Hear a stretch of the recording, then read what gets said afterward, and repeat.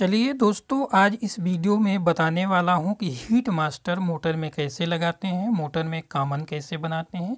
यही इस वीडियो में समझने वाला हूं कि हीट मास्टर, ये देखिए मोटर में इस तरह से एक हीट मास्टर लगा होता है।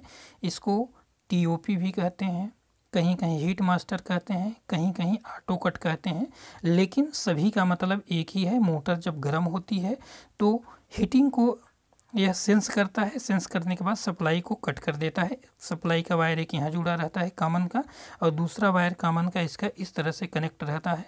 इस तरह जैसे ही ये सेंस कर लेता है कि मोटर ओवर हीट हो रही है तो सप्लाई को कट कर देता है। मोटर अपने आप बंद हो जाती है और जलने से बच जाती है। इस तरह से हीट मास्टर काम करता है। चलिए यही समझ लेते हैं। सबसे पहले आपको यह देखना है कि इस तरह से 4 तार, 2 रनिंग के और 2 स्टार्टिंग के निकले होते हैं।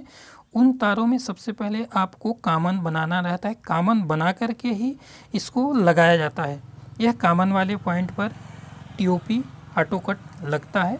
इसको TOP auto cut heat master कहते हैं, या टेम्परेचर कंट्रोल का यह कई नामों से इसको जाना जाता है। एम्पियर के हिसाब से, टेम्परेचर के हिसाब से आता है। देखिए इसमें, देखिए 10 एम्पियर और 130 सेंटीग्रेड लिखा हुआ है। इसको कॉमन के पॉइंट में लगाया जाता है।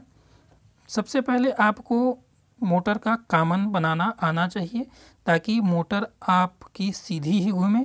इसको लगा देने के बाद मोटर खोलना बहुत मुश्किल हो जाता है। आपको पुनः से मोटर की ये जो सिलाई होती है, टेपिंग होती है, खोलना पड़ेगा यदि मोटर उल्टा चले तो। आपको कंफर्म श्योर हो जाए कि आप जो कॉमन बना रहे हैं मोटर सीधी दिशा में चलेगी, या तो जिधर आप घुमाना चाह रहे हैं मोटर उसी दिशा में चलेगी, तभी आप टीओपी लगाएं। अन्यथा आपकी मोटर उल्टा चलने लगी, आपको डबल काम करना पड़ जाएगा, पुनः से सिलाई खोलनी पड़ जाएगी। टेपिंग इसकी जो हुई है इस तरह से, देखिए इधर जो सिलाई हो जाती है इसको टेपिंग कहते हैं। और जब इसको लगाने के बाद यदि मोटर उल्टी दिशा में चल रही है तो खोल करके आपको चेंज करना पड़ेगा कॉमन का वायर को। पहले तो कॉमन बनाया जाता है, एक रनिंग और एक स्टार्टिंग को लेकर के कॉमन बनाया जाता है।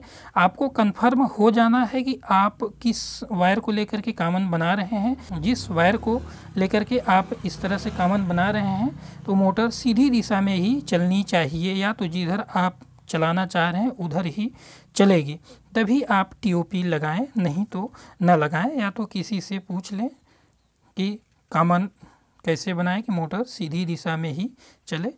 तो चलिए यहाँ हम एक रनिंग या स्टार्टिंग को, आपको यह नहीं बता रहा हूँ कि मोटर किस दिशा, यदि मोटर को सीधी दिशा में घुमाना है तो यहाँ से आपको सबसे नज़दीक स्टार्टिंग का पॉइंट ढूंढना पड़ेगा। मोटर को यदि इधर से घुमाना है तो इस मोटर का कनेक्शन सामने है, इसलिए मोटर इस दिशा में घूमेगी। यहाँ से आपको देखना है कि इस रनिंग के नज़दीक कौन सा स्टार्टिंग है। एरिए है तो इसको लेकर के आप कॉमन बना दीजिए, और एरिए है तो इसको लेकर के कॉमन बना दीजिए। यह नज़दीक यहाँ दिख रहा है, इसको लेकर के हम कॉमन बनाएंगे। इस तरह से कॉमन बनाने के बाद इस तरह से कॉमन बना लेंगे, लेकर के हो गया कॉमन का।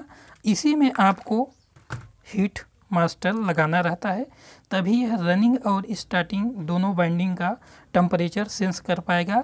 अन्यथा यह सेंस नहीं कर पाएगा। किसी एक वायर में लगा देंगे केवल एक ही, या तो रनिंग का सेंस करेगा या तो स्टार्टिंग का सेंस करेगा, और मोटर आपकी जल जाएगी, इसको पता भी नहीं चलेगा। इस तरह से आपको रनिंग स्टार्टिंग का कॉमन बना लेना है। कॉमन बनाने के बाद इसको इस तरह से लगाना है, अच्छे से आपको स्लिप वगैरह डाल देना है। अभी मैं आपको दिखाने के लिए सिर्फ कर रहा हूँ, कॉमन बना रहा हूँ। देखिए इस तरह से इसको लपेट लेंगे।